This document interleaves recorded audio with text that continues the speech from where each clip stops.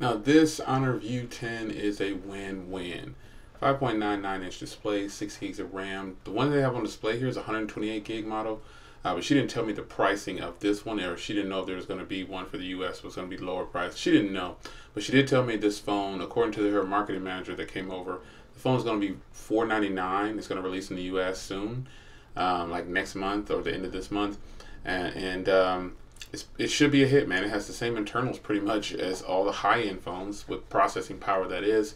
It's got the 18:9 ratio. I was really impressed with this phone, man. They're all running 8.0.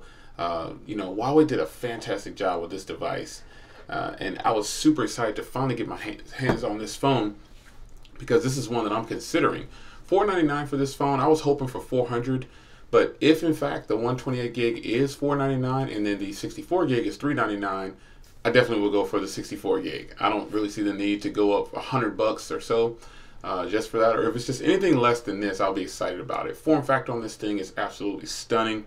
And I had a blast using it, man. It is very nice in the hand. Very reminiscent of the Honor 7X, obviously. Pretty much built the same. It was hard to get a feel of it when they're tethered like that.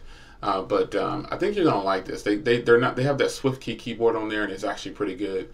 So I just kind of messed around with the software, see how fluid it is, and it's actually pretty good, man. I think this is one that I'm really excited about. Been excited about it since day one, so I wanted to give you a quick video on it from CES. It's your man Jay Will from the Huawei booth. I'll see you in the next video. Take care.